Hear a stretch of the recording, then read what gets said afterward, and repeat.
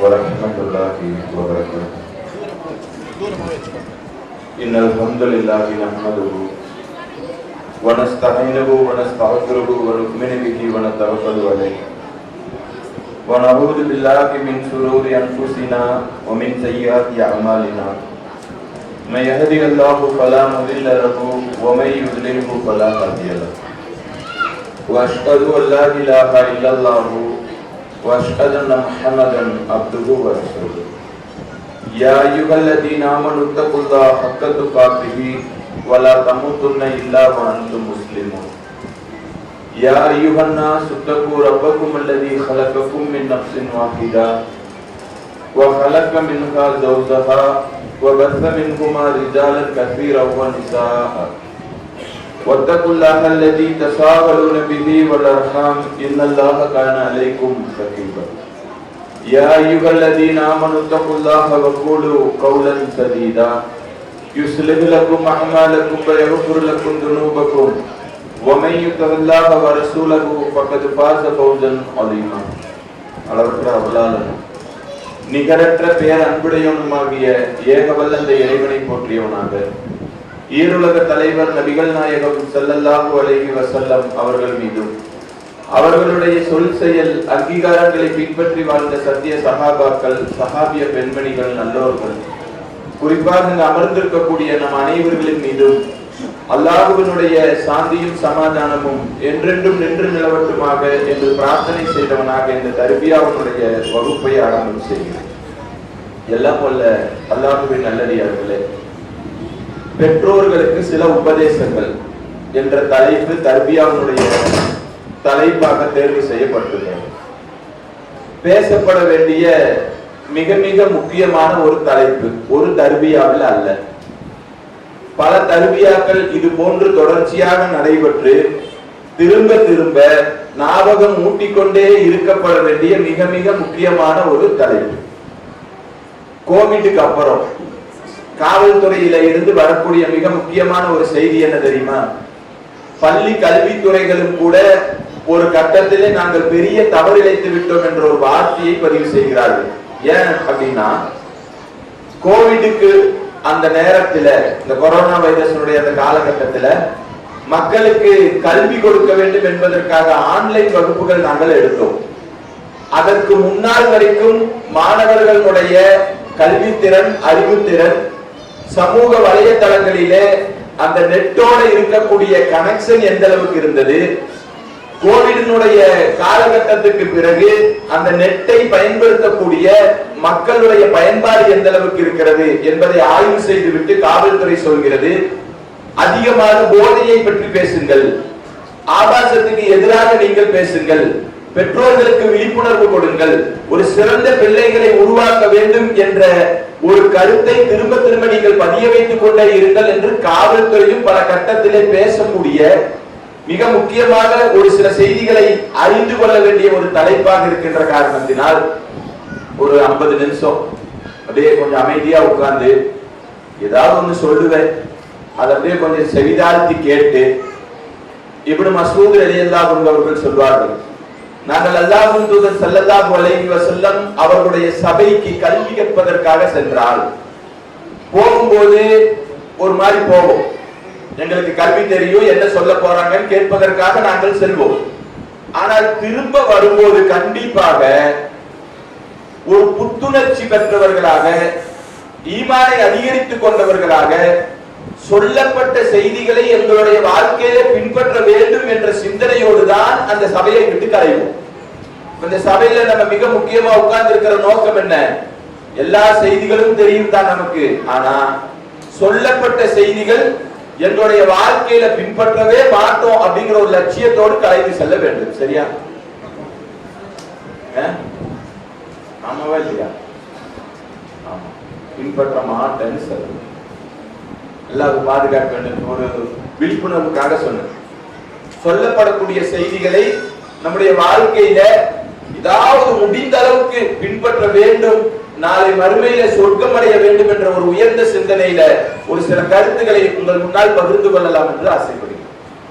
இந்த தலைப்புக்குள்ள போகுவதற்கு முன்னால் இறையச்சம் யாருக்கெல்லாம் இருக்கு? எல்லாத்துக்கும் இருக்கு. அப்புறம் பின் வாங்க கூடாது, வாங்க மாட்டேன். இந்த பக்கமும் வாங்கக்கூடாது, எல்லாத்துக்கும் இருக்கு, எனக்கும் இருக்கு. சரியா? இந்த இறை அச்சம் இந்த தலைப்புக்குள்ள போறதுக்கு முன்னாடி ஏன் அந்த வார்த்தையை கேட்டேன்னு சொல்லி சொன்னா, மன அமைதியோடு மன மகிழ்ச்சியோடு நம்முடைய வாழ்க்கையை நாம் கழித்துக் கொண்டு இருக்கிறோமா? இந்த பக்கம் இறையச்சம் இருக்குன்னு சொல்லிட்டீங்க, மன அமைதியா மன மகிழ்ச்சியா என்னுடைய வாழ்க்கை போகுது, ஆமாவா இல்லையா? இந்த பக்கம் இல்லன்னு ஒரே ஒருத்தர் பதில் சொல்றாங்க. அடுத்து டக்குன்னு சொல்லுங்க, டைம் இல்ல.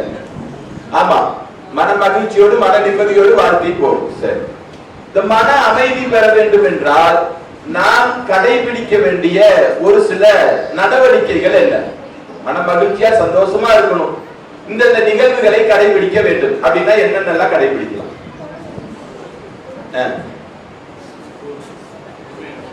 நீங்க நல்லதாவே சொல்றீங்க, அது எனக்கு பிடிக்கல. நல்ல இரவு நேரத்துல இளையராஜாவோட சாங்ஸ் அப்படியே காதுல போட்டு இதமா பாட்டை கேட்டு நல்லா தூங்கணும்னா என்னுடைய வாழ்க்கை நிம்மதியாக இருக்கும், ஆமாவா இல்லையா? இருக்காதுங்கிறவங்க போய் சொல்றீங்க. உலக வாழ்க்கையில இருக்கும். அடுத்தது ரொம்ப வாழ்க்கை போர் அடிச்சிருச்சு, சுற்றுலா தலங்களுக்கு சென்றால் எங்களுடைய உள்ளம் அமைதியாக இருக்கும், இருக்குமா? வாஸ்து அடிப்படையில டிவி சேனலை ஓபன் பண்ணீங்கன்னா அமெரிக்காவில இருந்து வரக்கூடிய ஒரு பத்திரிகை சொல்லுது, என்றைக்குமே இல்லாத அளவுக்கு மனோ தத்துவ நிபுணர்கள் உலகத்திலே அதிகரித்துக் கொண்டே இருக்கிறார்கள், கவுன்சிலிங் சென்டர் அதிகமாகி கொண்டே இருக்கிறது. காரணம் என்ன? மக்களுடைய மனதில மன மகிழ்ச்சி இல்ல. அமெரிக்காக்காரன் சொல்றத நான் கேட்கறதா, நீங்க சொல்றது கேட்கறதா? மன மகிழ்ச்சி இல்ல, நிறைய கவுன்சிலிங் சென்டர்கள் ஓபன் ஆகுது. என்ன காரணம்? டிவி சேனலை ஓபன் பண்ணா நம்மாலே வந்து உட்கார்ந்து சொல்றான், இந்த பாத்ரூமை தூக்கி இந்த பக்கம் வச்சா வீட்டுல எல்லாம் நிம்மதியா வாழலாம்ங்கிறான், பெட்ரூமை தூக்கி இந்த பக்கம் வச்சுட்டோம்னா மன மகிழ்ச்சியோடு வாழலாம்னு சொல்றான். பாத்தீங்களா? கணவன் மனைவிக்கு இடையில சந்தோஷம் இல்லையா, மகிழ்ச்சியான வாழ்க்கை இல்லையா, என்கிட்ட வா, நான் ஒரு தாயத்தை தர, கெட்டுனா நிம்மதியா வாழலாம். இப்படி டிவி சேனலை ஓபன் பண்ணா பல லட்சம் ரூபாய்கள் செலவு செய்து முஸ்லிம்களும் கூட மன அமைதிக்காக மன நிம்மதிக்காக ஒவ்வொரு வகையான தேடல்களை தேடி அலையக்கூடியதை பார்க்கிறோம். இருக்கா இல்லையா? இருக்கா? இந்த அடிப்படைகள்ல உலகத்துல இப்ப சொன்ன இந்த அடிப்படையில ஒரு மனிதனுடைய வாழ்க்கையில நிரந்தரமாக மன மகிழ்ச்சி கிடைக்குமா? கிடைக்காது. கொடுத்த காசுக்கு வேணா நம்ம சொல்லலாம், அந்த பெட்ரூமை மாத்தி போட்டு பாத்ரூமை மாத்தி போட்டு பல லட்சம் செலவு பண்ணி அல்ல எதையாவது கைதை வாங்கி கட்டி கல்ல வாங்கி மோதிரத்தை போட்டு இப்படி எல்லாம் செலவு பண்ணவங்க சொல்லுவாங்க, நல்லா இருக்கும்னு ஒரு வார்த்தையை சொல்லுவாங்க. ஆனா நல்லா இருக்குமா? இருக்குமா? நிரந்தரமாக மன அமைதி வேண்டும் என்று சொன்னால் இஸ்லாம் சொல்லக்கூடிய வழிமுறை என்ன? ரசூலுல்லாஹி ஸல்லல்லாஹு அலைஹி வஸல்லம் சொல்கிறார்கள், உங்கள் உடம்பிலே ஒரு சதை துண்டு உண்டு, அந்த சதை துண்டு மட்டும் சரியான முறையில இயங்கும் என்று சொன்னால் உங்கள் உடம்பிலே இருக்கக்கூடிய மீது அனைத்து உறுப்புகளும் சிறப்பான முறையிலே இயங்கும் அப்படின்னு சொல்லிட்டு அல்லாஹ்வுடைய தூதர் சொல்கிறார்கள், அதுதான் கல்ப், உங்களுடைய உள்ளம். அந்த உள்ளம் பரிசுத்தமான உள்ளமாக இருக்க வேண்டும். அல்லாஹ் சொல்லக்கூடிய வார்த்தை கவனிக்கணும், பரிசுத்தமான உள்ளம். அல்லாஹ் வார்த்தையை பயன்படுத்துகிறார். அஷம்ஸ் என்று சொல்லக்கூடிய திருமறை குர்ஆனுடைய அத்தியாயத்தை புரட்டினா வஷம்ஸ் வல்துஹா படிச்சிருக்குமா? அதுல அல்லாஹ் ஒரு 10 அல்லது 11 பொருட்களின் மீது அல்லாஹ் சத்தியமிட்டு கொண்டே வருவான் லைனா. அதுல ஒரு 11வது வசனத்திலே அல்லாஹ் பேசுவான், பரிசுத்தமான உள்ளம் உடையவர்கள் வெற்றி அடைந்து விட்டார்கள். படிச்சுமா? ரசூலுல்லாஹி ஸல்லல்லாஹு அலைஹி வஸல்லம் சொல்கிறார்கள், நாளை மறுமையினுடைய அதிபயங்கரமான அந்த நிகழ்வுகளில் அந்த நிலையில பரிசுத்தமான உள்ளம் உடையவர்கள் வெற்றி அடைந்து விட்டார்கள்.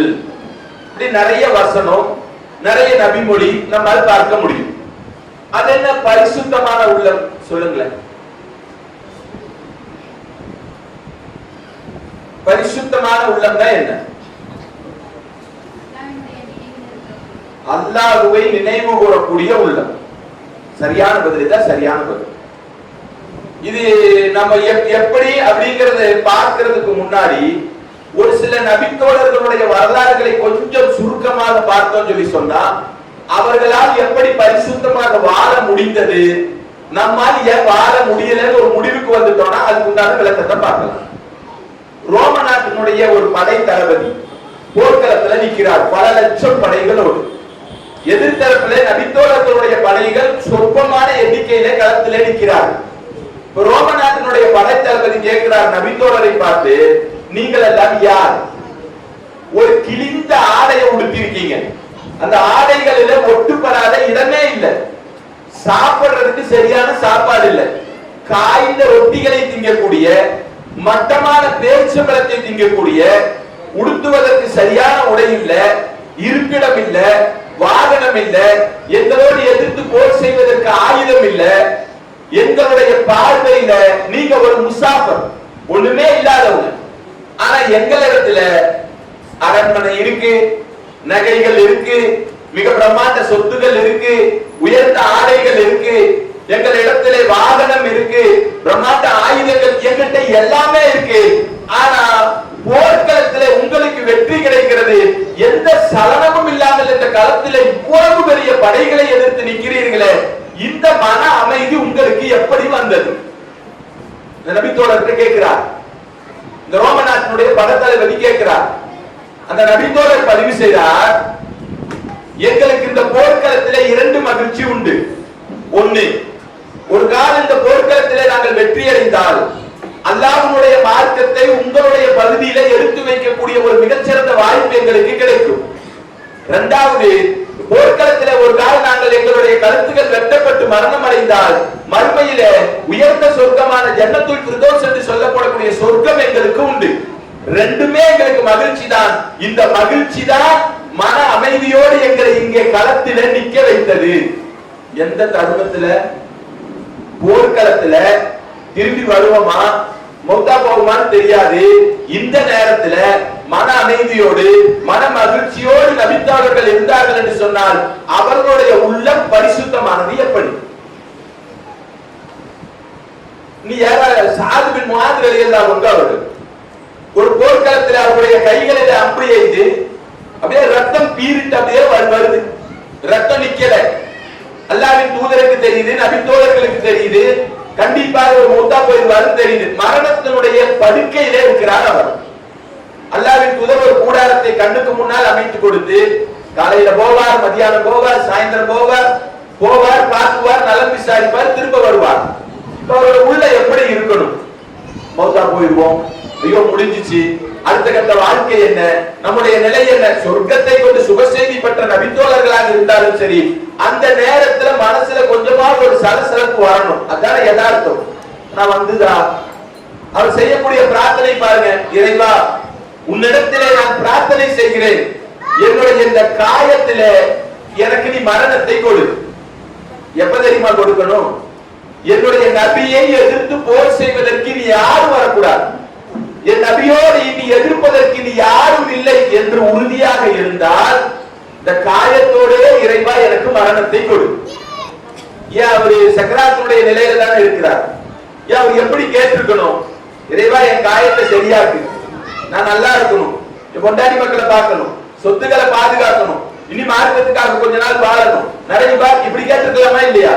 ஆனா மரணிக்கக்கூடிய அந்த கடைசி கட்டத்திலும் கூட எந்த சலனமும் இல்லாமல் நபிகளாருக்காக பிரார்த்தனை செய்யக்கூடிய ஒரு பரிசுத்தமான அமைதியான உள்ளம் அந்த நபித்தோழருக்கு இருந்தது என்று சொன்னால் இது எப்படி சாத்தியமானது? பிலால் ரலியல்லாஹு அன்ஹு அவர்கள் மரணிக்கக்கூடிய சக்கராத்தினுடைய கடைசி நிலையில இருக்கார். மனைவிமார்கள் அப்படியே சுற்றி இருக்கிறார்கள், கண்ணீரை வடித்து அழுகிறார்கள். அரபுகள்கிட்ட ஒரு பழக்கம் இருக்கு. என்ன பழக்கம்னா, ஏதாவது இது போன்ற ஒரு மரண செய்தியோ அல்லது ஏதாவது பயங்கரமான நிகழ்வுகள் நடந்தாலோ உடனே அவர்கள் ஒரு வார்த்தையை சொல்வார்கள், எங்களுக்கு ஏற்பட்ட கை சேதமே, ஐயோ இப்படி ஆயிடுச்சுன்னு சொல்றமே, அந்த வார்த்தையை சொல்வார்கள். ஆனா பிலால் ரலியல்லாஹு அன்ஹு அவர்கள் மரணிக்கக்கூடிய கடைசி கட்டத்துல இருக்கிறார். சொன்ன வார்த்தை என்ன? ஏன் அழுகிறீங்க? மகிழ்ச்சின்னு சொல்லுங்க, சந்தோஷம்னு சொல்லுங்க, துக்கம்னு சொல்லாதீங்க, கை சேதம்னு சொல்லாதீங்க. இன்று நான் மரணித்தால் நாளை மறுமையில நபிகளாரோடு இருக்கக்கூடிய மிகச்சிறந்த வாய்ப்பை அல்லாஹ் தருவானே என்ற வார்த்தை மரணிக்கக்கூடிய கடைசி கட்டத்துல ஒரு நபித்தோழர் பரிசுத்தமான உள்ளத்தோடு எந்த மனசுல சலசலப்பு இல்லாம இந்த வார்த்தை வருகிறது என்று சொன்னால் அவருடைய உள்ளம் இப்படி பரிசுத்தமானது. எப்படி? பல லட்சம் ரூபாய் செலவு செய்ய வேண்டாம், மொத்த குர்ஆனையே ஆய்வு செய்ய வேண்டாம். ஒரே ஒரு வசனத்தில் அல்லாஹ் பேசுவான், ஒட்டுமொத்த உலகத்துல இருக்கக்கூடிய மன நிம்மதி தரங்கிற பிராடு பசங்களுடைய எல்லா வாதத்தையும் அல்லாஹ் உடைப்பான், எல்லா கதவையும் அல்லாஹ் இழுத்து சாத்துவான். ஒரே வசனம் அல்லாஹ் சொல்கிறான், அல்லதீன ஆமனு ஃபதத்மஇன்ன குலூபுஹும் திக்ருல்லாஹ். அல்லாஹ் சொல்லக்கூடிய வார்த்தை கவனிக்கணும். ஃபர்ஸ்ட் அல்லாஹ் என்ன சொல்றானா, குலூபுஹும் திக்ருல்லாஹ். ஒரு செய்தியை அல்லாஹ் சொல்றான், நீங்கள் அமைதி பெற வேண்டும் என்றால், மன அமைதி அடைய வேண்டும் என்றால் அல்லாஹ்வை நினைவு கூறுவதால் மட்டும்தான் உங்களுடைய உள்ளம் அமைதி பெறும். செய்தியா சொல்லிட்டானா? முக்கியமான ஒரு சில வசனங்களை, ஒரு சில விஷயங்களை அல்லாஹ் பதிவு செய்வதாக இருந்தால் ஒற்றை வார்த்தையை 2 தடவை அல்லாஹ் திருமறை குர்ஆனிலே பதிவு செய்வார். நீங்க படிச்சு பாருங்க தெரியும். இந்த வசனத்துல அல்லாஹ் சொல்வார், மீண்டும் ஃபர்ஸ்ட் செய்தியா சொல்லியாச்சு, அடுத்து அல்லாஹ் ஒரு ஸ்டேட்மென்ட்டாக சொல்வான், அரே நீங்கள் அறிந்து கொள்ளுங்கள், உங்களுடைய உள்ளத்தினுடைய அமைதி எதுல தெரியுமா இருக்குது? குலூபுஹும் திக்ருல்லாஹ், என்னை நினைவு கூறுவதால் மட்டும்தான் உங்களுடைய உள்ளத்திலே அமைதி இருக்கு, வேற எதுலயும் இல்ல. அல்லாஹ் டிக்ளேர் பண்ணி அல்லாஹ் சொல்கிறார். இப்போ நம்முடைய உள்ளம் அல்லாஹ்வை நினைவு கூறக்கூடிய உள்ளமாக இருந்தால், ஆரம்பத்தில் கேட்ட இறையச்சம் இருக்கா, எல்லாம் இருக்குன்னு சொன்னோம். இப்ப நான் அதே கேள்வியை திருப்பி கேட்கிறேன், இறையச்சம் வேண்டும் என்று சொன்னால் நம்முடைய உள்ளம் அமைதி பெற்ற உள்ளமாக, பரிசுத்தமான உள்ளமாக இருக்க வேண்டும் என்று சொன்னால் அல்லாஹ்வை நினைவு கூறக்கூடிய உள்ளமாக இருக்க வேண்டும். இருந்ததா? ஆமான்னு சொன்னல. இரண்டாவது அதே கேள்வியை கேட்கிற, இருக்கா? இருக்கு, இருக்கு. சரி, இப்ப தலைப்புக்குள்ள முதலாவது செய்தியா போகும். ஒரு தலைமுறை சிறந்த தலைமுறையாக உருவாக்க வேண்டும் என்றால் பெற்றோர்களுக்கான உபதேசத்தில் மிக முக்கியமான ஒரு உபதேசம் என்ன தெரியுமா? அல்லாஹ் ரப்பல் ஆலமீன் திருமறை குர்ஆனிலே திருமணத்தினுடைய வாழ்க்கையை பற்றி அல்லாஹ் பேசுவான். வமின் ஆயாத்திஹி அன் ஹலகலக்கும் வமின் அன்ஃபுசிக்கும் அஸ்வாஜன் லிதஸ்கூனு இலைஹா. நீங்கள் அமைதி பெற வேண்டும், வசனத்தை படிச்சீங்கன்னா தெரியும். தஸ்கூனு இலைஹா, உங்களுடைய உள்ளம் அமைதி பெற வேண்டும் என்பதற்காக உங்களிலிருந்து உங்களுடைய துணைவியை படைத்த அல்லாஹ்வுக்கே எல்லா புகழும். இப்ப திருமணத்தினுடைய வாழ்க்கையில் அல்லாஹ் சொல்லக்கூடிய முதல் வாசகம் என்ன? ஒரு திருமணத்தினுடைய வாழ்க்கை, குடும்ப வாழ்க்கை மகிழ்ச்சியாக இருக்கணும்னா மன அமைதியோடு நீங்கள் வாழ வேண்டும் என்பதற்காகத்தான் உங்களுடைய மனைவியை நாம் உங்களுக்காக படைத்தோம். ஆமாதானே? ஆமாதானே? இல்லன்னு சொல்லக்கூடாது. சந்தோஷமா இருப்போமா?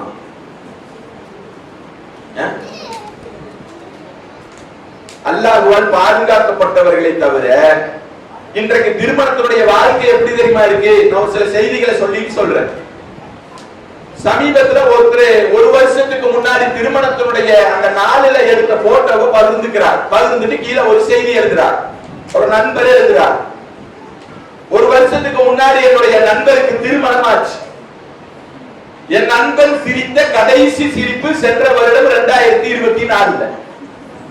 அன்றோடு சிரிப்பு தொலைந்து விட்டது, கண்டுபிடித்துக் கொடுங்கள் என்னுடைய நண்பனுடைய சிரிப்பை. இந்து மதத்தில் இருக்கக்கூடிய திருமணத்திலேயே அந்த வாசகம் போட்டாங்க.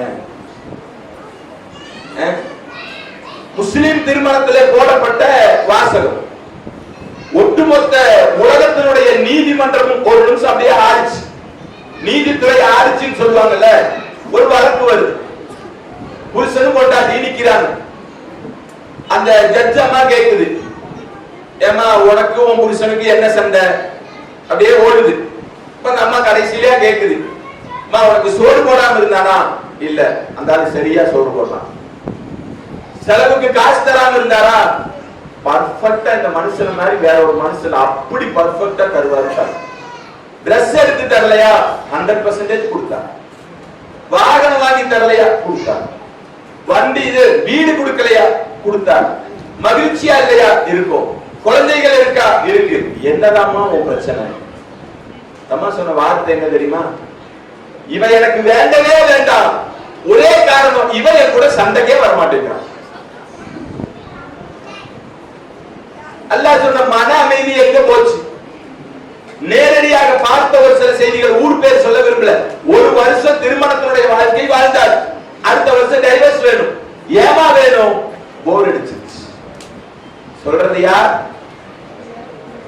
போர் அடிச்சிருச்சு, வாழ்க்கை வேண்டாம்.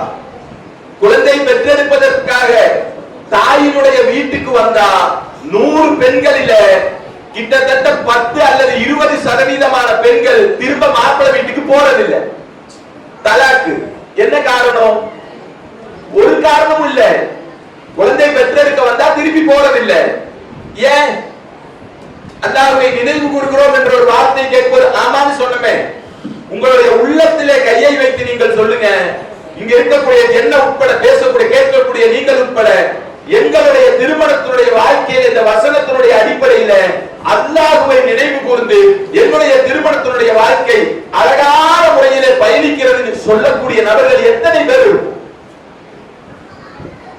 இல்ல.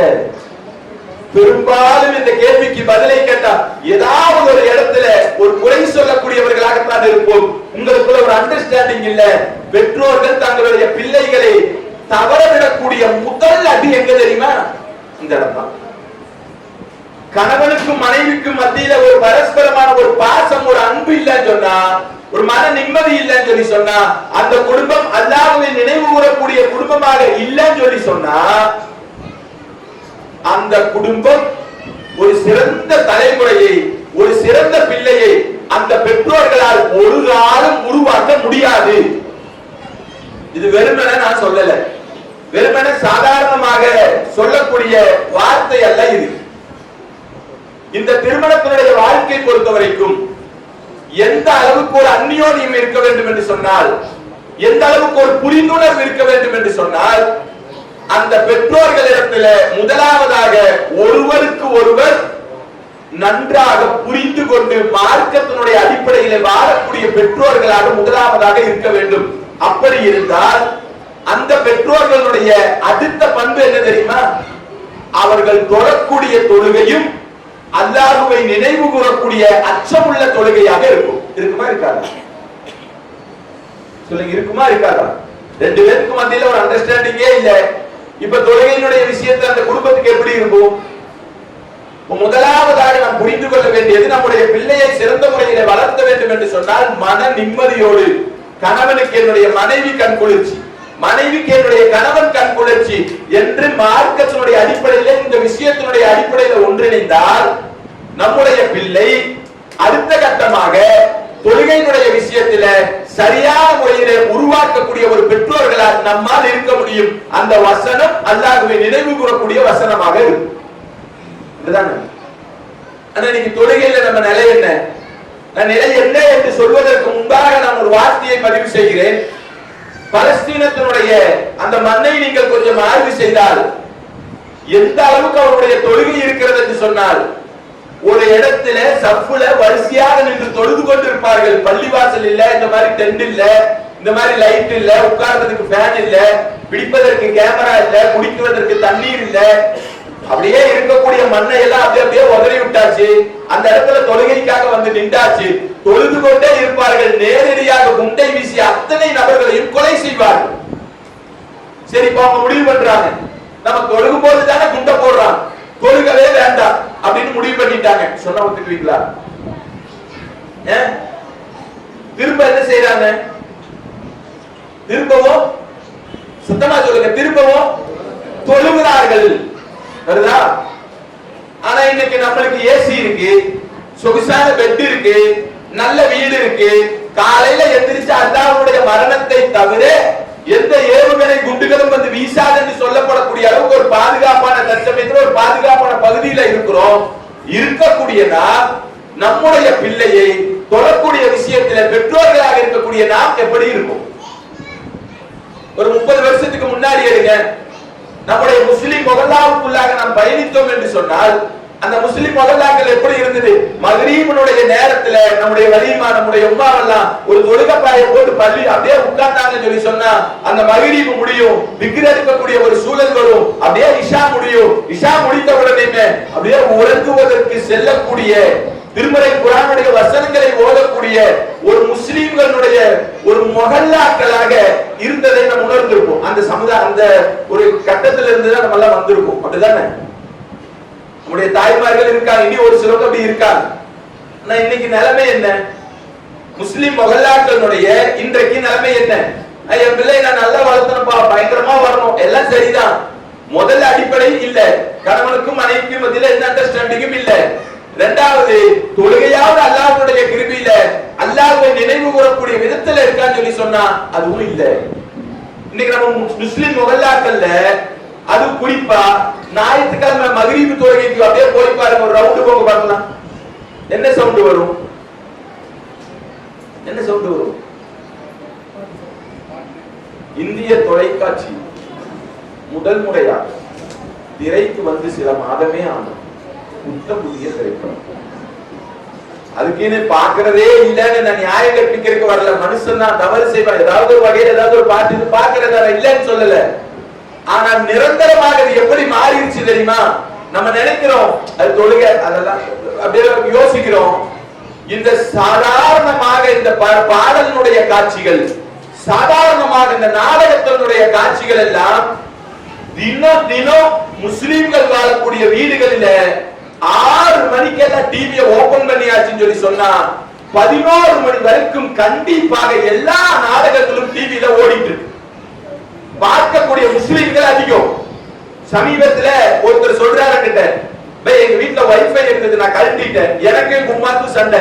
வைஃபைய கழட்டினா உனக்கும் கும்மாக்கு என்னடா சண்டை? நெட்ஃபிளிக்ஸ்ல உம்மா தொடர்ச்சியா ஒரு நாடகம் பார்த்துட்டு இருந்தது, நெட்டை கழட்டிட்டேன், நெட்ஃபிளிக்ஸ் தெரியல, எனக்கு என் உம்மாக்கு பிரச்சனை. எங்க போயிடுச்சு? சாதாரண ஒரு டிவி சேனல்ல பார்த்துட்டு இருந்தது பரிணாம வளர்ச்சி அடைஞ்சு நெட்ஃபிளிக்ஸ் வர போயார், நெட் வரைக்கும் போயார். இன்னும் ஒரு சில செய்திகளை பார்த்தா ஒரு 3 பெண்மணிகள் அப்படியே பரபரப்பா பேசிட்டு இருக்கா. நம்ம யோசிச்சோம் ஏதோ தொழுகையை பத்தியோ குர்ஆனை பத்தியோ ஏதோ பயங்கரமா டிஸ்கஸ் போயிட்டு இருக்குன்னு நினைப்போம். ஆனா சூழல் என்ன தெரியுமாங்க? நேத்து அந்த 3 பேர்ல ஒரு அம்மா ஹாஸ்பிடல் போயிடுச்சு. சிறகடிக்க ஆசை பார்க்கக்கூடிய நாடகம் ஒரு நாள் மிஸ் ஆயிடுச்சு.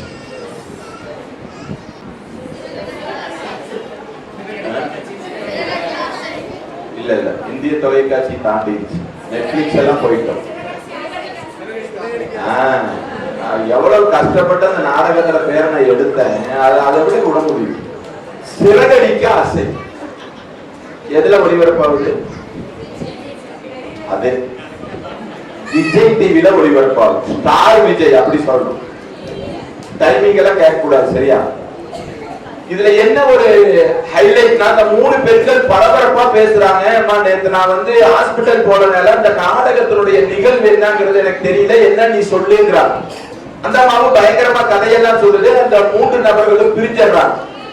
இது பேசப்பட்ட வார்த்தைகள் என்ன அப்படின்னு சொல்லி ஒரு சில நாடகத்தினுடைய மைய கரு இருக்குமே, ஒரு பாயிண்ட் வச்சு அதுல இருந்து நாடகத்தை அப்படியே கொண்டு போவோமா, பல வருஷம் போக போக அவனுக்கு எப்படி போகணும்னு தெரியாது, ஆனா எப்படியோ போகும்.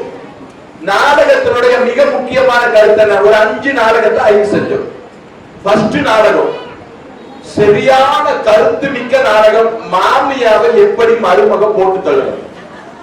1 வருஷம் ஓடுது சீரியல். அடுத்த சீரியல் மாமியா எப்படி மருமகளை போடலாம், அடுத்த சீரியல். 3வது இவன் புருஷன் அவங்க எப்படி ஆட்டைய போடுறது, 3வது சீரியல். 4வது ஒட்டுமொத்த குடும்பமும் சேர்ந்து ஒரு காதலை பிரிப்பது எப்படி, 5வது ஒட்டுமொத்த குடும்பமும் சேர்ந்து ஒரு காதலை சேர்த்துவது எப்படி. சமுதாயத்துக்கு தேவையான நாடகங்கள் தேசிய பாருங்க, ஜமாத் சொல்றதுல கேட்காது.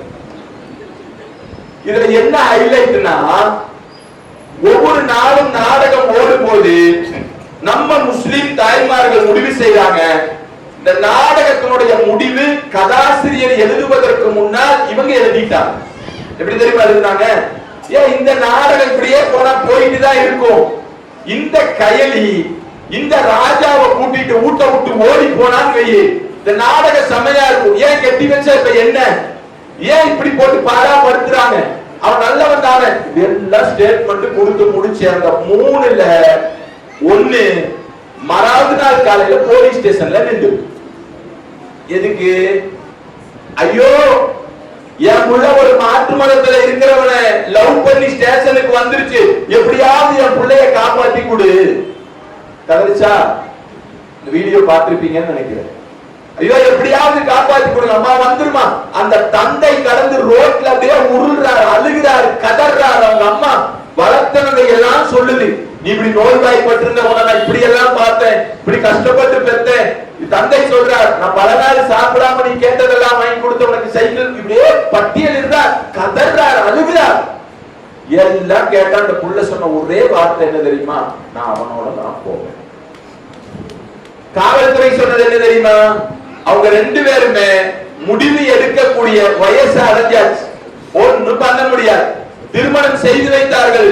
சமீபத்தில் முஸ்லிம் முகல்லாகளாக இருக்கக்கூடிய நாம் வாழக்கூடிய பகுதிகளில் ஒரு பெண்மணி ஸ்டேட்டஸ் போட்டா, என்ன ஸ்டேட்டஸ் தெரியுமா?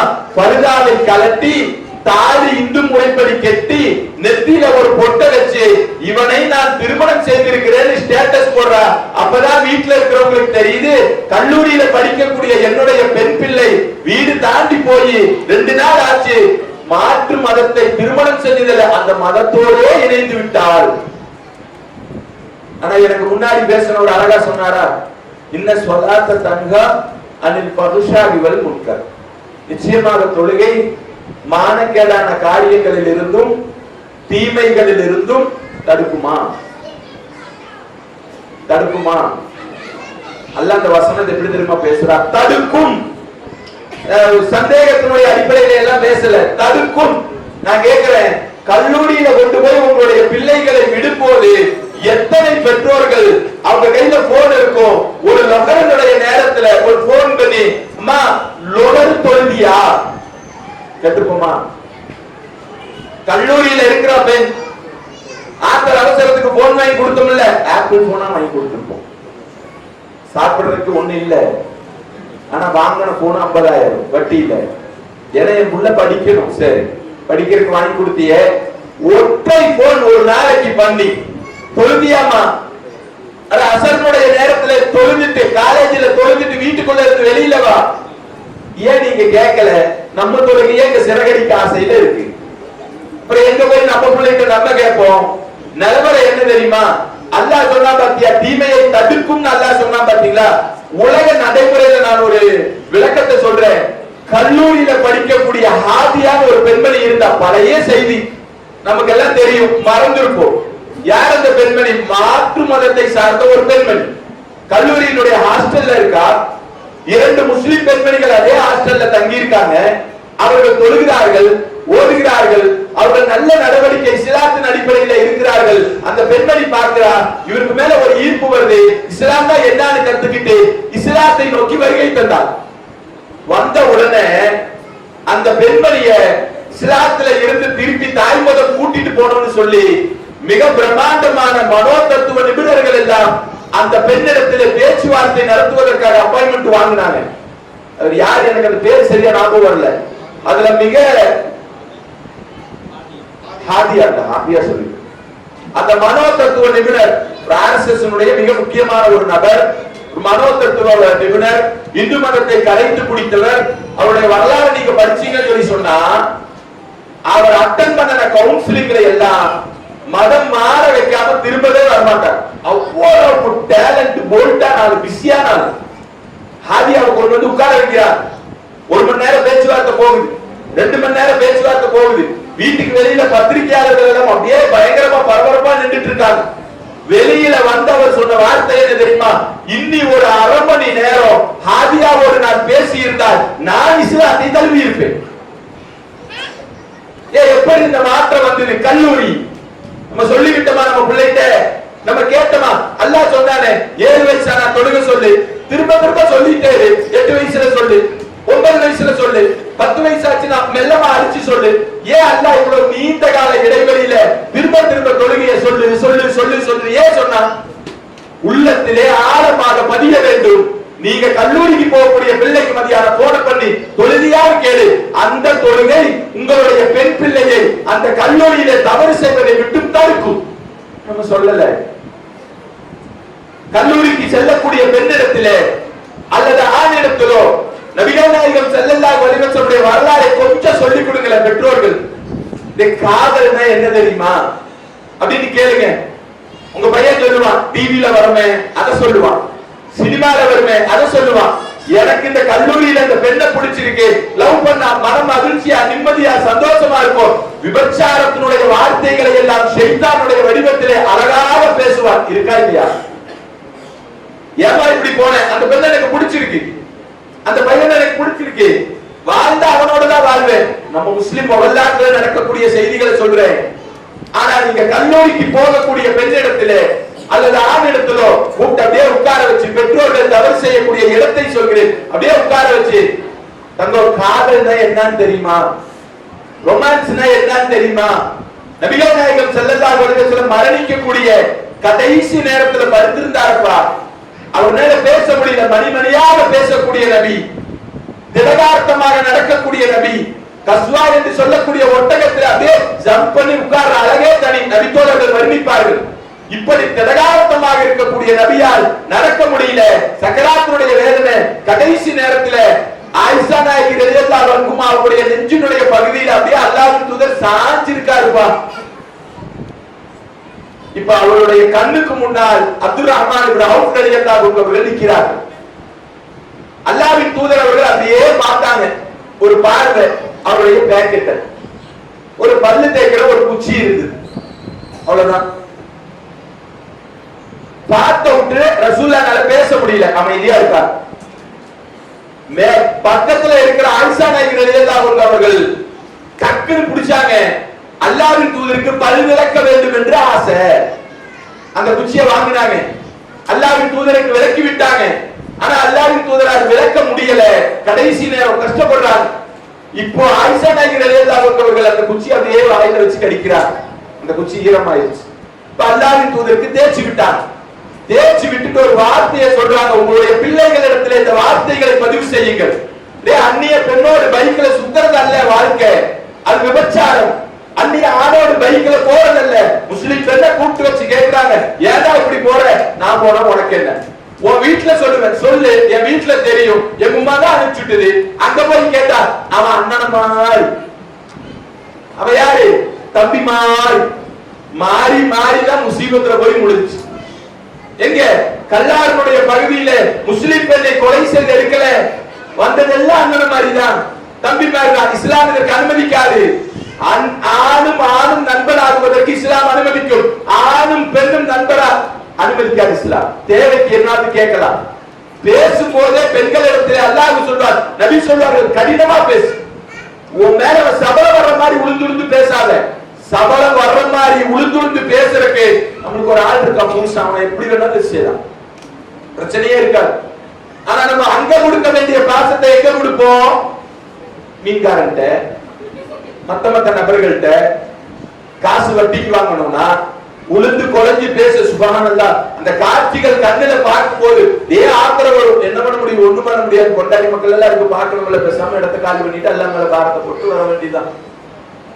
ஏன் அந்த பாசம் வரல? ஒரு பெண்ணிடத்துல அப்படியே உட்கார்ந்து பேசிட்டு இருக்க, அந்த பெண் ஓபனா டிக்ளேர் பண்ணி அந்த அவங்க அம்மா பெண் உட்கார்ந்து இருக்கிறாங்க, சொல்றாங்க, என்ன வார்த்தை தெரியுமா?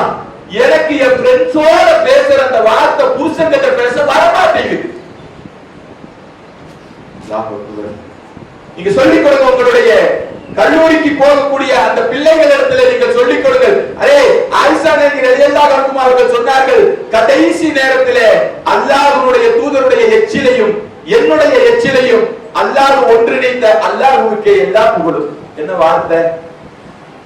மரணிக்கக்கூடிய கடைசி நேரம் கூட ஒரு மனைவியோடு அன்பை பகிர்ந்தார்கள் என்று சொன்னால், ஒரு மனைவி கணவனின் மீது அன்பை வைத்திருந்தார்கள் என்று சொன்னால், இந்த காதலை உங்களுடைய பிள்ளைகளிடத்தில் நீங்கள் கற்றுக் கொடுங்க. நீ கல்லூரிக்கு போ, படி, எல்லாம் முடிச்சதுக்கு அப்புறம் திருமணம் ஆகி கணவன் சொல்லி ஒருத்தர் வருவார், அவரை நீ காதலி. அது ரசூலுல்லாஹ் சொன்னது. அந்த வாழ்க்கை சிறப்பாக இருக்கும். மற்றது விபச்சாரம். ஏன் திரும்ப திரும்ப உங்களுடைய பிள்ளைகளுக்கு நீங்க சொல்லிக் கொடுக்கல? நேரம் இல்லை. இப்படிதானே பெற்றோர்கள்? நேரம் இல்ல. அல்லாஹ்வுடைய தூதர் ஸல்லல்லாஹு அலைஹி வஸல்லம் அவர்கள் பதிவு செய்வார்கள், திருமணத்தினுடைய வாழ்க்கை என்பது ஒரு சாதாரண ஒரு வாழ்க்கை அல்ல, நீங்கள் பொறுப்புதாரிகள். திரும்ப திரும்ப இந்த ஹதீஸை கேள்விப்பட்டிருப்போம்.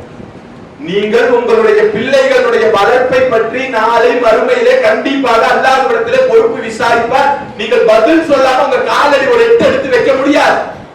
உமர் ரலியல்லாஹு அன்ஹு அவர்கள் போர்க்களம் முடித்து வருவாங்க. கடுமையான பசி, வாள்ல எதிரிய வெட்டின ரத்தம் கூட இருக்கும். கடுமையான பசி. அப்படியே உணவு வரும்போது சாப்பிடுறதுக்கு கையை கொண்டு போவாங்க. நபிகளார் கரத்தை பிடிப்பார்கள். என்ன சொல்லுவாங்க? உமரே, இந்த உணவை குறித்து நாளை மறுமையிலே நீங்கள் பதில் சொல்ல வேண்டும். ஹலாலான உணவு, கலந்து கொண்டது அல்லாஹ்வுடைய மார்க்கத்துக்காக போர்க்களத்துல, வாள்ல ரத்தம் குடி காயல, பசிதான், சாப்பிட்டா குற்றம் இல்ல, இதை குறித்து விசாரிப்பான் என்று சொன்னால், அப்போ உங்களுடைய பிள்ளைகளை பற்றி அல்லாஹ் பேசும்போது பதிவு செய்யற வார்த்தை என்ன? பெண்கள், ஆண்கள். இதுக்கு இப்ப இந்த குடும்பத்தை வளர்த்துறதுல ஒரு ரெண்டா பிரிச்சு வச்சிருக்க. என்ன தெரியுமா? பிள்ளைய வளர்த்துறதெல்லாம் பெண்கள், சம்பாதிக்க போறதெல்லாம் நானு. எந்த ஹதீஸ்ல இருக்குன்னு தெரியல, நம்பர் தெரிஞ்சா சொல்லுங்க. பிள்ளைய வளர்த்துறது அம்மா, சம்பாதிக்கிறது மட்டும் நானும். பிள்ளை ஒரு தப்பு செஞ்சிருச்சுன்னா நீ வளர்த்துறது சரியில்லை, நீ யாரு? சம்பாதிக்கிற ஏஜெண்டா? யார் நீ?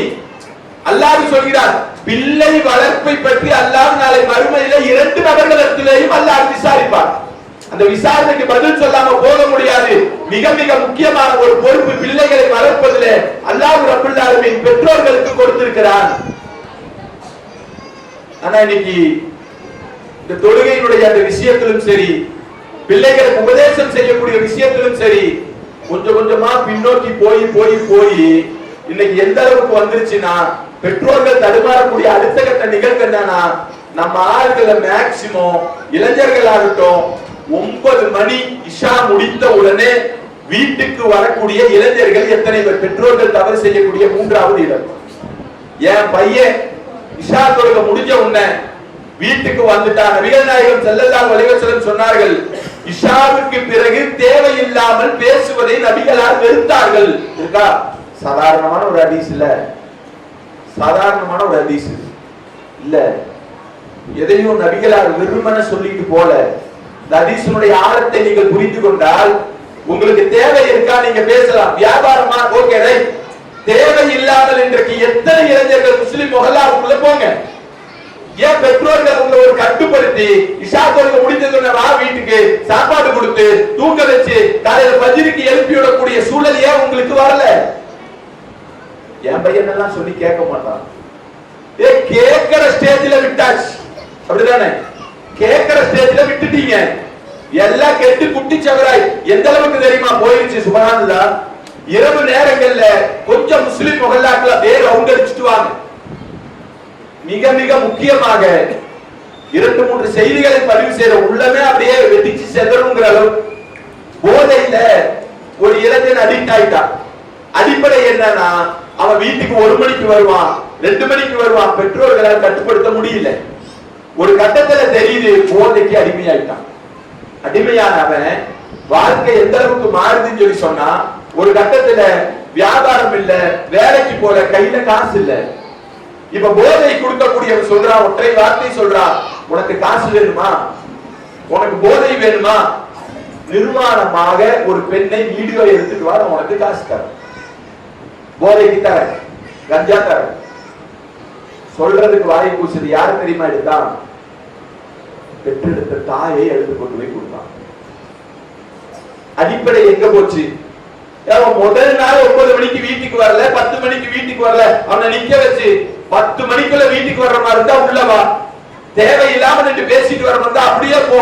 மார்க்க உபதேசம் சொல்லி ஒரு கவுன்சிலிங் ஏதாவது ஒன்று தடுத்து நிறுத்தி இருக்கணும். ஒண்ணு பண்ணல. அந்த பையன் கை நிறைய காசை கொண்டு வந்து கொடுத்தா எப்படிதான் சம்பாதிச்சேன்னு கூடி பெற்றோர்கள் கேட்பதற்கு தயங்குகிறார்கள். காசு கிடைச்சா போதும், இருக்கா இல்லையா? எப்படியா நீ சம்பாதிச்சுட்டு வா, எனக்கு கவலை இல்லை. கடைசியில எப்படி சம்பாதிச்சா? வாய் பயான் பேசக்கூடிய எத்தனையோ நபர்கள் எல்லாம் வழிதவறியதை பார்க்கிறோம். எங்க விட்டோம்? இரவு நேரங்களிலே வெறுமன சுற்றி திரிவதால் வாழ்க்கையே துளைத்த எத்தனையோ நபர்களை பார்க்கிறோம். அடிப்படை என்ன? நபிகளார் சொன்னார்கள், இஷாவுடைய தொழுகை முடிஞ்சா நீங்க வீட்டுக்கு வந்திருப்பா, தேவையில்லாம பேச. இந்த பழக்கத்தை முஸ்லிம் சமூகம் கையில கொண்டு வாங்க. 10 மணிக்கு தூங்கிட்டோம், 11 மணிக்கு தூங்கிட்டோம், ஆச்சரியப்படுறாங்க. உண்மையாலுமே ஐயோ பயங்கரமா இருக்குப்பா, எப்படி முடியுது? அப்படிதான் பழக்கத்துக்கு கொண்டு வாருங்கள். அதிகாலை நேரமாக எழுங்கள். ஒரு மாற்று மதத்தை சார்ந்த சகோதரர் ஒரு வீடியோ போடுறார். முஸ்லிம் முதலாவது இருக்க ஃபஜ்ருடைய வக்து, இங்க பாருங்க வீடியோவை காமிக்கிறார். இமாம் பாங்க் சொல்லிட்டார். ஆனா எந்த முஸ்லிமும் தொழுக வரல. முஸ்லிம்களுக்கு மிக மிக முக்கியமான ஒரு தொழுகை இந்த ஃபஜ்ருடைய தொழுகை. இந்த தொழுகை தொழுதா பயங்கரமா வாழலாம், நல்ல வாழலாம். மாற்று மதத்துடைய சகோதரர் சொல்லிட்டு ஒவ்வொரு வீடா அப்படியே போறார். போய் எல்லா வீட்டையும் காமிக்கிறார். எல்லா வீட்டினுடைய கதவுகளும் அடைக்கப்பட்டிருக்கிறது. ஒரு சில நபர்கள் மட்டும் பள்ளிவாசலில் இருக்கிறார்கள். மாற்று மதத்தை சார்ந்தவர் சங்கடத்தோடு சொல்கிறார், முஸ்லிம் சமூகம் ஃபஜ்ருடைய நேரத்திலே பள்ளிக்கு வந்தால் வெற்றி அடையக்கூடிய ஒரு சமுதாயமாக இந்த சமுதாயம் இருக்கும். எங்க தொழுதோம், எங்க போனோம்? ஆரம்பத்துல கேட்ட இறையச்சம் இருக்கா? ஓ இருக்கு. அல்லாஹ்வை நினைவு கூர்றோமா? ஓ கூர்றோம். ஆனா இந்த தொழுகையினுடைய விஷயத்துல சரியாக அல்லாஹ்வை நினைவு கூர்ந்தால் நம்முடைய உள்ளம் அமைதி அடையக்கூடிய உள்ளமாக, இந்த அமைதி அடைந்த பெற்றோர்கள் ஒரு சிறந்த பிள்ளைகளை வளர்க்கக்கூடியதற்கு மிக மிக முக்கியம். உங்களுடைய பிள்ளைகளுக்கு நீங்கள் தொழுகையை கற்றுக் கொடுங்கள். திரும்ப திரும்ப வலியுறுத்துங்கள். திரும்ப திரும்ப இந்த செய்திகளை நீங்கள் பேசிக்கொண்டே இருங்கள். நபிகள் நாயகம் ஸல்லல்லாஹு அலைஹி வஸல்லம் மரணிக்கக்கூடிய கடைசி ஒரு நாள் இந்த திங்கட்கிழமை அந்த ஸ்கிரீன் அப்படியே விளக்குறாங்க. நபி தோழர்கள் எல்லாம் மஸ்ஜிது நபவியில தொழுது கொண்டிருக்கிறார்கள். அல்லாஹ்வின் தூதர் பார்த்து சிரித்தார். எதுக்கு சிரித்தாரு? எதுக்கே சிரிச்சாரு? ஏன் நான் தொழுகையை சொல்லி கொடுத்துட்டேன். நான் மௌத்தா போனாலும் என்னுடைய நபர்கள் எல்லாம் தோழர்கள் எல்லாம் சரியாக தொழுவார்கள். பின்னால் வரக்கூடிய சமுதாயத்துக்கு நான் எட்டி வைத்து விட்டேன். இதுதான் அர்த்தம். அதுதானே சிரிச்சார். அந்த சிரிப்பை நபி தோழர்கள் சொல்லும் போது சொல்வார்கள், உறவு பிரகாசமாக இருந்தது. கடைசி சிரிப்பு, நாங்கள் பார்த்த கடைசி சிரிப்பு அதுதான். அதுக்கப்புறம் நபிகளார் சிரிக்கல, பார்க்கல, மௌத்தா போயிட்டார். அந்த கடைசி சிரிப்பினுடைய ஆழமான அர்த்தம், இந்த சமூகத்தை நான் தொலை வைத்து விட்டேன். பெற்றோர்கள் இரண்டாவதாக இந்த தொழுகையை பற்றி பிடிங்க. உங்களுடைய பிள்ளைகளுக்கு எடுத்து வைங்க. திரும்ப திரும்ப பதிவு செய்யுங்க. தொழுதாரா கேளுங்க, இல்லையா தொழுக சொல்லி நீங்கள் அடம் பிடியுங்கள். நான் தெரியாம ஒரே ஒரு வார்த்தை பதிவு செய்றேன். நம்ம நிர்வாகம்னா என்னன்னு நினைச்சோம். நிர்வாகம் காலையில பிள்ளைக்கு டிஃபன் போட்டு கொடுத்து, ஸ்கூல் டிரெஸ் போட்டு கொடுத்து, ஸ்கூல்ல கொண்டு போய் விட்டு, ஸ்கூலுக்கு ஃபீஸ கட்டி, திருப்பி வந்து டியூஷன்ல விட்டு, ஒரு அப்படியே ஒரு மதரசால விட்டு, நைட்டு வந்து தூங்க வைக்கிறது நிர்வாகம் நினைச்சோம். அப்படிதானே எல்லாம் பொதுவா நிர்வாகம்னா அப்படிதான் இருக்கும். நான் தெரியாம கேட்கிறேன், தொழுகையை நிர்வாகம் செய்ய வேண்டும் என்று எத்தனை நபர்கள் யோசித்திருப்போம்? அது என்ன தொழுகையை நிர்வாகம் செய்யறது? அல்லாஹ் நிர்வாகம் செய்யறான். தொழுகை என்ன நிர்வாகம் செய்யறது? நிர்வாகம் செஞ்சு பாருங்களேன். வீடு கட்டுறதுக்கு 10 லட்சம் வேணும். நிர்வாகத்திலே நாம் கணக்கு வழக்குகளை போடுறோம். இவ்வளவு ரூபாய் சேர்க்கணும், என் பிள்ளைக்கு எவ்வளவு வேணும், கல்யாணத்துக்கு எவ்வளவு வேணும். நிர்வாகத்திறனோடு கொண்டு போறோமா இல்லையா? என்றைக்காவது நம்முடைய உள்ளத்தில மறுமையில முதலாவதாக கேட்கக்கூடிய இந்த தொழுகையில வெற்றி அடைய வேண்டும் என்றால் நான் என்னுடைய தொழுகையை நிர்வாகம் செய்யக்கூடியவனாக இருக்க வேண்டும். நிர்வாகிச்சோமா? நான் சரியா தொழுகுவேன் பஜ்ரி, சரியா தொழுகுவேன் அசரு, சரியா தொழுகுவேன் மக்ரிப. தொழுகையை நிர்வாகம் செய்ய நீங்கள் கற்றுக்கொள்ளுங்கள். ஒரு புத்தகம் வந்தது. புத்தகத்தினுடைய 2 பக்கம் தான் படித்தேன். 2 பக்கத்திலே அதே புல்லரிச்சிருச்சு. அதுல சொல்லப்பட்ட முதல் வாசகம் என்ன தெரியுமா? எந்த சமுதாயம், முஸ்லிம் சமூகம், எந்த குடும்பம் தொழுகையும் நிர்வாகம் செய்யக்கூடிய குடும்பமாக இருக்குமோ அது இந்த உலகத்திலேயும் வெற்றி அடையும், மறு உலகத்திலேயும் வெற்றி அடையும். தொழுகையை நிர்வாகம் செய்ய கற்றுக்கொள்வோம். முதலாவது செய்தி. இரண்டாவது செய்தி. மூன்றாவது, வார்த்தைகளை உங்களுடைய பிள்ளைகளிடத்திலே கவனமாக பயன்படுத்துங்கள். பெற்றோர்கள் உள்ளத்திலே ஆழமாக பதிவு செய்யப்பட வேண்டிய அடுத்த வார்த்தை. வார்த்தை அப்படின்னா என்ன?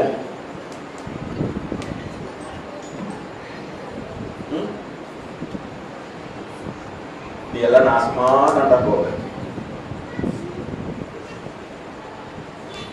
கொள்ளையில போய்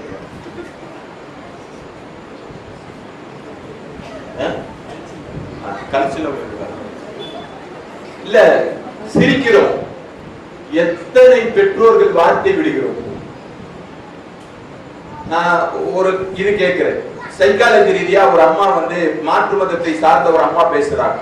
அழகா ஒரு 2 நிமிஷம் தான், ரொம்ப அருமையா இருக்கு. பெற்றோர்கள் பிள்ளைகளை அழகில்லைன்னு சொல்லுவாங்க. சொல்லியிருக்காங்களா? டேய் அவன மாதிரி இல்லடா சொல்லியிருக்காங்களா? டேய் நீ படிப்புல அப்படி சொல்லியிருக்காங்களா? நான் கேட்கிறேன், ஏதாவது பிள்ளைகள் பெற்றோர்களை பார்த்து அழகில்லைன்னு வார்த்தை பயன்படுத்தி இருப்பாங்களா? ஒரு பிடிக்காதுன்னு சொல்லியிருப்பாங்களா? ஏன் அந்த பெற்றோர் தான் சூப்பர் பா, நீ அம்மா பாப்பாவே இல்ல, நான் அந்த வீட்டுல போய் இருந்துக்கிறேன் சொல்லியிருப்பாங்களா? இல்ல. அப்ப பிள்ளைகளை அல்லாஹ் கொடுத்திருக்கிறான் என்று சொன்னால் வார்த்தைகளை மிக மிக கண்ணியமாக கச்சிதமாக பதிவு செய்ய வேண்டும். ஹாய் யாரெல்லாம் சொல்லுவீங்க? ஹாய். ஸ்கூலுக்கு போகும்போது அம்மாட்ட பாய், வாவ், வாவ், என்ன வார்த்தை இதெல்லாம்? முஸஅப் இப்னு உமைர் ரலியல்லாஹு அன்ஹு அவர் அல்லாஹ்வின் தூதர் அழைக்கிறார்கள். வார்த்தையினுடைய வெற்றியை பாருங்க, பெற்றோர்கள் உன்னிப்பாக கவனிக்க வேண்டிய பகுதி. வார்த்தையினுடைய வெற்றி அப்படின்னா முஸஅப் இப்னு உமைர் ரலியல்லாஹு அன்ஹு அவர்களை அழைக்கிறார்கள். அதுவரைக்கும் இறக்கப்பட்ட மார்க்கத்தினுடைய எல்லா செய்திகளையும் சொல்லி வைக்கிறார்கள், சொல்லிக் கொடுக்கிறார்கள். மதீனாவுக்கு பயணம் செய்ய ஜுமாவை ஆரம்பிக்க சொல்றாங்க, நேரா போறாங்க. ஜுமாவை ஆரம்பிச்சாச்சு. அல்லாஹ்வின் தூதர்கள் மக்காவிலே இருந்து விரட்டி அடிக்கப்படுகிறார்கள். விரட்டி அடிக்கப்படும் போது நேரா அல்லாஹ்வின் தூதர் மதீனாவுக்கு போறாங்க. போகும்போது எப்படி போனாங்க? அகதியாவா? அகதியா போனாங்களா? உலக வரலாற்றில் இருக்கக்கூடிய அகதிகளை ஆய்வு செஞ்சு பாருங்க. ஒரு நாட்டை விட்டு இன்னொரு நாட்டுக்கு போறாங்கன்னு சொல்லி சொன்னா இந்த நாட்டினுடைய நிலைமை என்ன? சாப்பிடுறதுக்கு சாப்பாடு இல்ல. பலஸ்தீன் மக்களை எடுத்து பாருங்க, சாப்பிடுறதுக்கு சாப்பாடு இல்ல, எங்க போறதுன்னு தெரியல, உணவுக்கு வழி இல்ல. பர்மாவுடைய மக்கள் எடுத்துக்கொண்டு அதை விட மோசம். ஆனா நபிகளார் போறாங்க. போய் ஒரு இடத்துல மதீனாவுல இறங்கும் போது ஆட்சி தலைவர், ஆன்மீகத்தினுடைய தலைவர், போர் இல்ல, சண்டை இல்ல, சச்சரவு இல்ல, போன உடனேயே மார்க்கத்தினுடைய தலைமைத்துவத்தை அங்கே துவக்க முடிகிறது என்று சொன்னார். இதுதான் வெற்றியினுடைய வார்த்தையினுடைய ரகசியம். நம்ம பிள்ளைகள்கிட்ட சொல்லி கொடுத்திருப்போமா? இப்படி வெற்றியாக கூடிய வார்த்தைகளை நம்முடைய பிள்ளைகளுக்கு நம்ம பதிவு செஞ்சிருப்போமா? இல்ல. என்னென்னமோ பேசுவோம், சம்பந்தம் இல்லாம பேசுவோம். மார்க்கத்தினுடைய செய்திகளை உங்களுடைய பிள்ளையினுடைய உள்ளத்திலே ஆழமாக பதித்து பாருங்கள். உங்களுடைய தனி மனிதர், உங்களுடைய தனி ஒரு இளைஞர் ஒரு சமுதாயத்தை கட்டமைத்து விடுவார். நம்ப முடியல. முஆத் இப்னு ஜபல் ரலியல்லாஹு அன்ஹு அவர்கள் அல்லாஹ்வின் தூதர் அழைக்கிறார், முஆதே உங்களிடத்திலே நான் ஒரு செய்தியை சொல்கிறேன். வார்த்தை பாருங்க, அல்லாஹ் ரொம்ப எல்லாம் பேசல. நீங்கள் வேதக்காரர்கள் வாழக்கூடிய தேசத்துக்கு செல்கிறீர்கள். வேதக்காரர்கள் யாரு? யாரு? யூதர்கள். நல்ல படித்த அறிவு சார்ந்த மக்கள், அதான் வேதக்கார மக்கள், நல்ல அறிவு சார்ந்த மக்கள். முஆத் இப்னு ஜபல் அவர்களை போக சொல்றார், வேதக்காரர்கள் வாழக்கூடிய தேசத்துக்கு நீங்கள் ஆட்சி செய்ய போறீங்க. போன உடனே என்ன சொல்லுங்க? தொழுகையை பற்றி சொல்லுங்கள், அல்லாஹ்வை பற்றி சொல்லுங்கள். ஏற்றுக்கொண்டார்கள் என்று சொன்னால் மார்க்கத்தினுடைய வணக்க வழிபாடுகளை சொல்லுங்கள். அவ்வளவுதான். முஆத் இப்னு ஜபல் ரலியல்லாஹு அன்ஹு யமனை நோக்கி பயணம் பண்ணியாச்சு. அல்லாஹ்வின் தூதர் மௌத்தா போயார். அபூபக்கர் சித்திக் ரலியல்லாஹு அன்ஹு அவர்கள் மௌத்தா போயார். உமர் பின் கத்தாப் ரலியல்லாஹு அன்ஹு அவர்கள் இருக்கிறார்கள். இப்போது முஆத் இப்னு ஜபல் அவர்கள் ஒரு கடிதம் எழுதுகிறார்கள். உமர் பின் கத்தாப் ரலியல்லாஹு அன்ஹு அவர்களே, அமீருல் முஃமினீனே, அல்லாஹ்வுடைய தூதர் யமன் தேசத்துக்கு என்னை அனுப்பினார். 6 அல்லது 7 வருடத்திற்கு முன்னால் மார்க்கத்தை எடுத்து வைக்க சொன்னார். ஒற்றை மனிதர், வேதக்காரர்கள் வாழக்கூடிய மக்கள் 7 வருஷத்துல கடிதத்துல வருது. இங்க வாழக்கூடிய எல்லா மக்களும் ஒரு சிலவர்களை தவிர இஸ்லாத்தை ஏற்றுக்கொண்டார்கள். ஜகாத்தினுடைய தொகையை வாங்குவதற்கு எங்களுடைய தேசத்திலே ஆள் இல்ல. மதீனாவை நோக்கி ஜகாத்தினுடைய பொருளாதாரம் பயணிக்கிறது, அதை நீங்கள் பயன்படுத்திக் கொள்ளுங்கள். ஒற்றை இளைஞர் அவர் பதிவு செய்தார். எனக்கு முன்னாடி பேசியவர் கூவத்தன், ஆற்றல் மிகுந்த பருவம். அல்லாஹ்வின் தூதருடைய வார்த்தையை கவனியுங்கள். இளைஞரை நோக்கி பதிவு செய்தார். அந்த வார்த்தை எவ்வளவு பெரிய வெற்றினா ஒரு தேசத்தை இஸ்லாமிய தேசமாக மாற்றுகிறது என்று சொன்னால் வார்த்தையில மிக மிக கவனமாக உங்களுடைய பிள்ளைகளிடத்துல பயன்படுத்து. படிக்கணும் தப்பில்ல, சம்பாதிக்க போன தப்பில்ல. உங்களுடைய பிள்ளைகளை ஏதாவது ஒரு நாள் அல்ல எல்லா நாளும் தொடர்ச்சியாக ஏதாவது ஒரு சந்தர்ப்பத்துல ஒரு 2 பேப்பராவது திருமறை குர்ஆனில வார்த்தைகளாக படிக்க வைக்க கற்றுக் கொடுங்கள். எங்களுக்கே நேரம் இல்ல, எங்களுக்கே நேரம் இல்ல. நாங்க எங்க போய் எங்க பிள்ளைகள்கிட்ட சொல்லுவோம், நீங்கள் கற்றுக் கொடுத்து பாருங்கள். அந்த திருமறை குர்ஆன் உங்களுடைய பிள்ளைகளை ஒரு சிறந்த தலைமுறையாக வளர்த்தும். ஸ்பெயின்ல ஒரு கட்டத்துல இஸ்லாமிய ஆட்சி இருந்தது. கிட்டத்தட்ட பல வருட காலம் இஸ்லாமிய ஆட்சி. இந்த கட்டத்துல ஒவ்வொரு கட்டமும் ஸ்பெயினுடைய உளவாளிகள் ஸ்பெயினுக்கு வருவாங்க. எப்படியாவது அவங்களுடைய கிறிஸ்துவத்தை உள்ள பூத்த முடியாதான்னு அப்படியே சுத்தி கொண்டே இருப்பார்கள். ஒரு கட்டத்துல ஒரு இளைஞன் ஒரு வீட்டு வாசப்படியினுடைய வாசலில் உட்கார்ந்து அழுது கொண்டே திருமறை குர்ஆனை ஓதி கொண்டு இருப்பார். அந்த குழந்தைங்க அந்த இளைஞர்கிட்ட போய் அந்த உளவாளி கேட்பார், ஏப்பா அழுகிற, என்ன பிரச்சனை சொல்லி எதானாலும் பார்த்துக்கலாம். அந்த இளைஞர் சொல்வார், என்னுடைய தாய் என்னை பார்த்து ஒரு வார்த்தை பயன்படுத்தினாள், அதனால நினைச்சு அழுகிறேன். சரி, தாய் தானப்பா, சரி, அப்படி என்னதான் சொன்னார்? இந்த ஸ்பெயினுடைய நாட்டிலே இஸ்லாமியர்களுக்கும் கிறிஸ்துவர்களுக்கும் எதிராக போர் நடந்து கொண்டிருக்கிறது. அந்த போர்க்களத்துல நான் போனோம், ஷஹீதானோன்னு எனக்கு ஆசை. என் பெற்றோர் இடத்துல நான் அனுமதி கேட்டேன், என் தாய் எனக்கு அனுமதி தரல. குர்ஆனை ஓதி மனனம் விட்டு முடிச்சதுக்கு அப்புறம் நீ போர்க்களத்துக்கு போன்னு சொல்லிட்டாங்க, அதனால நான் உட்கார்ந்து அழுதுகிட்டு திருமறை குர்ஆனை வேக வேகமாக மனனம் செய்ய போகிறேன், அல்லாஹ்வுடைய மார்க்கத்துக்காக போர் செய்ய போறேன். தாயினுடைய வார்த்தை எப்படி இருந்தது? ஆனா நம்ம என்ன வார்த்தைகளை பதிவு செய்கிறோம்? நீ மறுபடியும் சொல்லல, என்னென்ன வார்த்தைகளை பேசுகிறோம்? ஒரு வருஷம் 2 வருஷம் போச்சு, மீண்டும் அந்த உளவாளி வரான், எப்படியாவது நாட்டை பிடிக்கணும் வரான். இப்போ ஒரு இளைஞன் அழுது கொண்டு இருக்கிறான், ரொம்ப சோகத்துல இருக்கான். அவன்கிட்ட போய் கேட்கிறாங்க. அதுக்கு முன்னாடி அந்த உளவாளி எப்படி ஸ்பெயினுக்கு லெட்டர் எழுதுறானா, தப்பி தவறு கூடி ஸ்பெயின் தேசத்துக்குள்ள கிறிஸ்துவ படையை உள்ள கொண்டு வந்து அதை கழுத்தை வெட்டி போடுவானுங்க, அப்படி இருக்காங்க.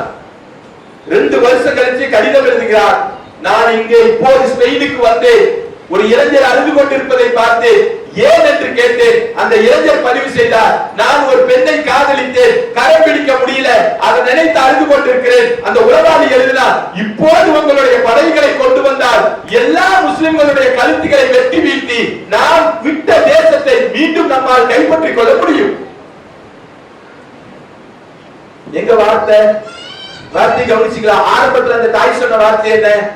திரும்ப கொஞ்சம் கொஞ்சமாக நவநாகரிகங்கள் வளரும் போது, இன்னைக்கு நம்ம சொல்லும் போது டிஜிட்டல் இந்தியாவாக மாறும் போது டிஜிட்டல் நம்மீடாரியா நம்மளும் மாறிடும். எங்கேயோ போகுது. வார்த்தைகளை கவனமாக பிள்ளைகளிடத்திலே பதிவு செய்யுங்கள், மிக மிக முக்கியம். அடுத்தது இமாம் புகாரி பதிவு செய்கிறார். நாடகங்களை விட கொஞ்ச நேரம் பேசாம இமாம் புகாரி 1538 ஹிஜாப் இந்தந்த இடங்களிலே ஹராம் அபூ ஹுரைரா ரலியல்லாஹு அன்ஹு அவர்கள் அறிவித்திருக்கிறார்கள். எங்கன்னு சொல்லுங்க. இந்த புகாரில வரக்கூடிய சஹீஹான ஹதீஸ். பெற்றோர்கள் கவனிக்க வேண்டிய அடுத்த பாடம், ஹிஜாப் இந்த இடத்துல ஹராம். நானே சொல்லிடுறேன். புகாரி கீழே ஹசன் பஸ்ரி அவர்கள் விளக்க உரையில எழுதுகிறார்கள், திருமண மண்டபங்களுக்கு போனால் நீங்கள் ஹிஜாபை ஹராமாக்கி கொள்ளலாம். சஹீஹான ஹதீஸ் அபூ ஹுரைரா ரலியல்லாஹு அன்ஹு அவர்கள் அறிவிக்கிறார்கள் 1538.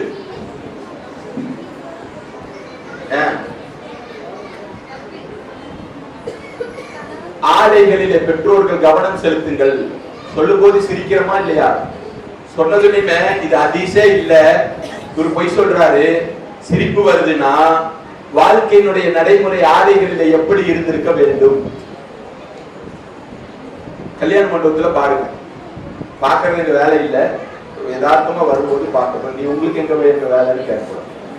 இந்த இடத்துல பாத்தீங்கன்னா கார் வருது, அந்த கார்ல இருந்து பார்க் பண்ண இறங்குறதுக்கு லேட் ஆகும். பக்கத்துல இருக்கிறவங்க கேட்கிறோம், என்ன பை பருதா அந்த காருக்குள்ள கழட்டி வச்சுட்டாவே நம்ம ஆளுங்க இறங்குவாங்க. வீட்டுக்குள்ள இருந்து மொஹல்லாவுல இருந்து வரும்போது ஹிஜாபிடா, இங்க வந்துச்சுன்னா நாங்கெல்லாம் செய்தாண்டா. திருமண மண்டபங்களில முஸ்லிம் பெண்கள், முஸ்லிம் மொஹல்லாக்களில நடக்கக்கூடிய திருமணத்துல ஏன் ஹிஜாப் இல்ல? ஏன் இல்ல? தடை செய்யப்பட்டதா? அப்ப நம்ம ஆடையினுடைய விஷயத்துல எந்த அளவுக்கு வச்சிருக்கோம்? ஆடையினுடைய விஷயத்துல நம்முடைய பார்வை எந்த அளவுக்கு இருக்குன்னா, வீட்டுல இருக்கும்போது ஹிஜாப், மவுத் வீட்டுக்கு போனா கண்டிப்பா ஹிஜாப். கல்யாணத்துக்கு போறவங்கள மவுத் வீட்டுக்கு போறாங்க, என்னன்னு தெரியல, கேட்கணும், கேட்டு அடுத்ததுல சொல்றேன். மவுத் வீட்டுக்கு ஹிஜாப். ஆனா அதே கல்யாண மண்டபத்துக்கு வந்தா அந்த ஹிஜாப் ஹராம் ஆகிறது என்று சொன்னால் இந்த அனுமதியை உங்களுக்கு கொடுத்தது யார்? இதனுடைய பின்விளைவு என்ன தெரியுமா? உங்களுக்கு புரியல. பெற்றோர்களை ஆடைகளிலே கவனமாக, மிக மிக கவனமாக இருங்கள். உங்களை உங்களுடைய குழந்தைகள் காதால கேட்டு வளர்றது இல்லை.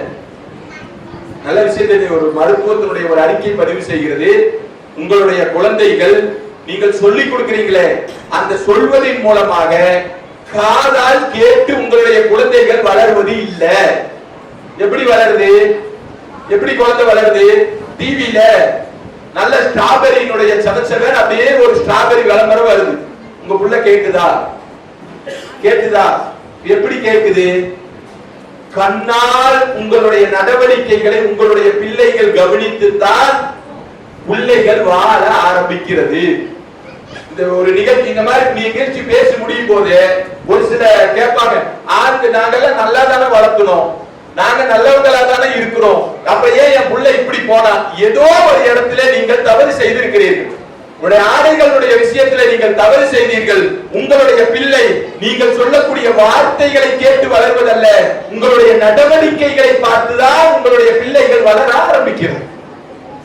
எப்படி பேசுறீங்க, எப்படி ஆடை உடுத்துறீங்க, எப்படி நீங்க போறீங்க. ஒரு வீட்டுல பார்த்த சம்பவத்தை சொல்றேன். ஒரு அம்மா வருது, வெளியில இருந்து ஒருத்தர் காலிங் பெல் அடிக்கிறார். கதவுக்கு பின்புறமாக வார்த்தைகளை மட்டும் அந்த நபரிடத்திலே பேசி அந்த முடிஞ்சிச்சு. அவங்களும் போயாச்சு, இவங்களும் போயாச்சு. திருப்பி நாங்க போய் கதவை தட்டுறோம். அந்த ஒரு வீட்டுல இருக்கக்கூடிய ஒரு சின்ன பிள்ளை வருது, முன்னாடி வரல, கதவுக்கு பின்னாடி இருந்து, நீங்க யாரு, என்ன வேணும், நீங்க யாரு, என்ன வேணும், நாங்க இந்த மாதிரி வேலைக்கு வந்திருக்கோம், இருங்க அம்மாட சொல்லிட்டு வரேன்.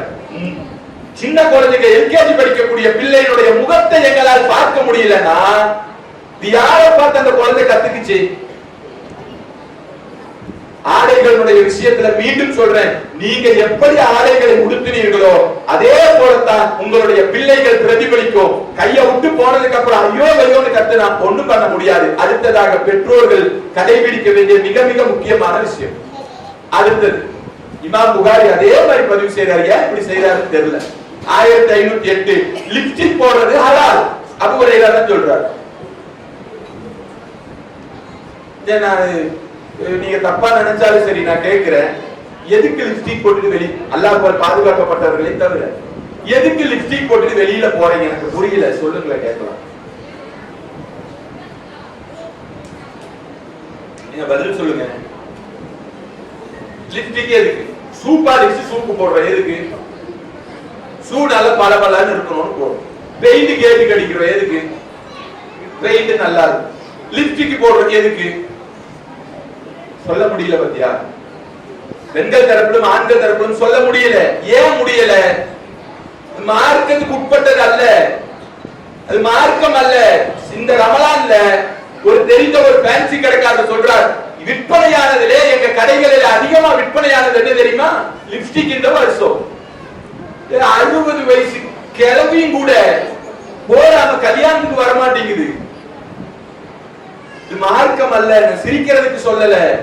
உங்களுடைய பெண் பிள்ளைகளை அப்படியே பொத்தி பொத்தி பார்த்து வெளியில லிப்ஸ்டிக்க போட்டு இறுக்கமான ஆடையை அணிந்து உங்கள் பெண் பிள்ளை வெளியே போனால் பார்க்கக்கூடிய ஒரு சிலவர்கள் எப்படி பார்ப்பார்கள் என்ற சிந்தனை பெற்றோர்களுக்கு வந்தா லிப்ஸ்டிக் போட அனுமதிக்க மாட்டேன். கலாச்சாரம் எங்கேயோ போயிட்டு கவனம் செலுத்துங்க. நீங்க ரொம்ப சின்ன பிள்ளையில இருந்து பெரிய பிள்ளை வரைக்கும் லிப்ஸ்டிக் இல்லாம காலேஜுக்கு போறது இல்ல, ஸ்கூலுக்கு போறது இல்ல.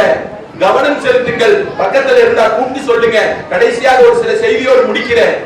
அடுத்ததாக நீங்கள் கவனம் செலுத்த வேண்டிய மிக மிக முக்கியமான ஒரு பகுதி, உங்களுடைய பிள்ளைகளுடைய நண்பராக யாரை தேர்வு செய்ய வேண்டும் என்று பெற்றோர்களாக இருக்கக்கூடிய நீங்கள் முடிவு செய்யுங்கள். செஞ்சமா? ஏன் செஞ்சமா?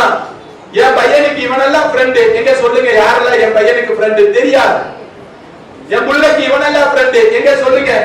யார் என் பிள்ளைக்கு ஃப்ரெண்டு? நட்பை பற்றி இஸ்லாம் சொல்லக்கூடியதை உங்களுடைய பிள்ளைகளுக்கு நீங்கள் கற்றுக் கொடுங்கள். நாளை மறுமையினுடைய தினத்திலே அல்லாஹ் ரப்பல் ஆலமீன் அர்ஷுனுடைய நிழலை தருவான். யாருக்கு? அல்லாஹ்வுக்காக ஒன்றிணை, அல்லாஹ்வுக்காக பிரிந்த நண்பர்கள் அல்லாஹ் பதிவு செய்கிறார். நாளை மறுமையிலே அர்ஷுனுடைய நிழலை அல்லாஹ் தருகிறார். இப்படி நீங்கள் நண்பர்களை உங்களுடைய பிள்ளைகளுக்கு தேர்வு செய்யுங்கள். ஆக்டிவிட்டிஸ் மார்க்கோர் உங்களுக்கு தெரியும், கண்டுக்கிறது இல்ல, நேரம் இல்ல. அதெல்லாம் அப்படிதான் பசங்களுக்குள்ள இருப்பாங்க, அதெல்லாம் அப்படிதான் பேசிக்குவாங்க. மார்க்கம் கற்றுக் கொடுக்கக்கூடிய மதரசாவுடைய பாடசாலைகளில இருந்து ஒரு ஆடியோ வெளியில விடுறாங்க ரகசியமாக. சொன்னா சங்கடப்படுவீங்க. அங்க இருக்கக்கூடிய பெண்கள் எல்லாம், ஒரு சில பெண்கள், எல்லாரும் இல்ல, அவர்கள் பெண்ணும் பெண்ணும் இணையக்கூடிய மிக மோசமான சூழலிலே வாழ்கிறார்கள். எங்க? எந்த இடத்துல? உங்களுடைய பிள்ளைகளுக்கு நீங்கள் கற்றுக் கொடுங்கள். தயவு செய்து யாரை நண்பனாக தேர்வு செய்ய வேண்டும் அவங்க சொல்லும் போது ஆழமாக அவருடைய உள்ளத்திலே பதிய வைங்க.